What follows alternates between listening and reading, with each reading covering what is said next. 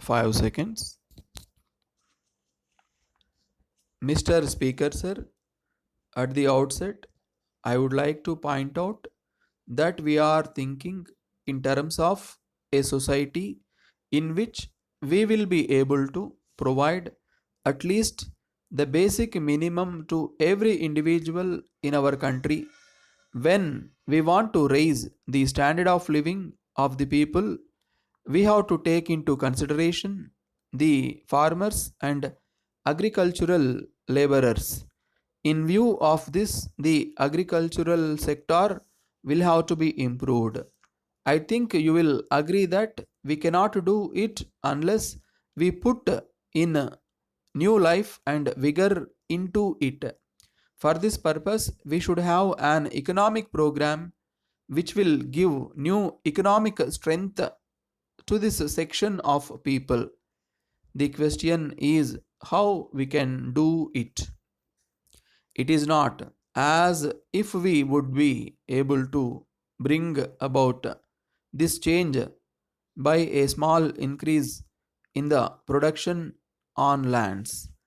If we have to produce food like vegetables and milk, we are not going to have a system which would be required to meet the immediate requirements of our people by having a small increase in the productivity of our lands, that we will be able to meet our needs.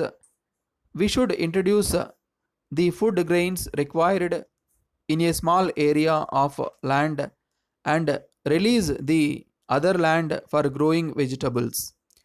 If there is only a small increase every year, we will continue to be in the same position as we are now. So, we have to see that we are in a position to produce much more than what we are now producing per acre, and also limit the area which will be required for the purpose of food grains, so that the other areas may be used for other purposes. In this connection, there is another point which we must bear in mind. At present, even our forest area is getting reduced in industrially developed countries. After restricting the area of cultivation, they are growing new forests to meet their industrial requirements. I have no doubt that we should also reach that stage of development when we would require all these forest products. Then I hope you will agree that it is not merely fertilizers and seeds which would help us. In addition to these, we should have water also. Even with regard to water, we have to change our ideas. In the past, our irrigation projects have been on the basis of protective water supply and not water supply for intensive cultivation.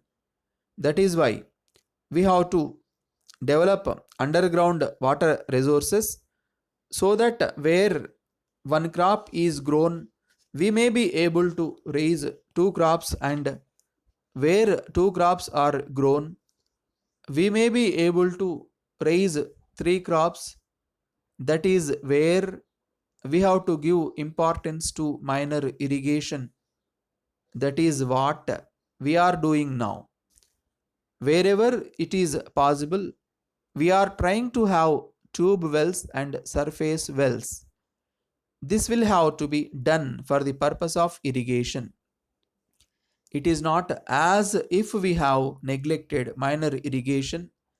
Some people seem to think that simply because I am laying stress on fertilizers, I am ignoring the irrigation aspect. I may tell you that I am more aware of the necessary of water for carrying out this program than anybody else. Without water, we cannot just give the seeds and fertilizers and ask the farmers to produce. That is why, while I am trying to take advantage of the available water supply areas, we have to develop other areas also if we want to bring about a balanced development in the area. Letter from National Stores Chennai to Messrs. Hari and Company Chennai. Dear sirs, we have great pleasure in announcing that this day we have purchased from Thiru Ramaswamy and stationery business known as Imperial Stores, so far carried on by him at the above address.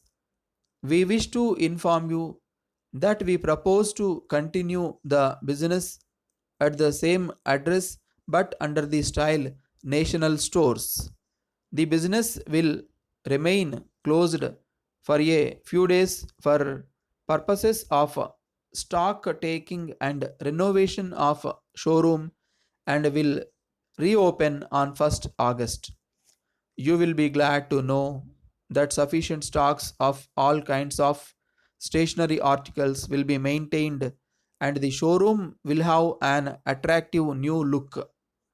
We hope that our customers and patrons will be very much satisfied with the new arrangement. On this occasion, we would like to assure you that there will be no change in the business policy so far followed by Thiru Ramaswamy. It will be our earnest effort to give our customers and patrons the same satisfaction and quality of service that they have enjoyed under the previous management.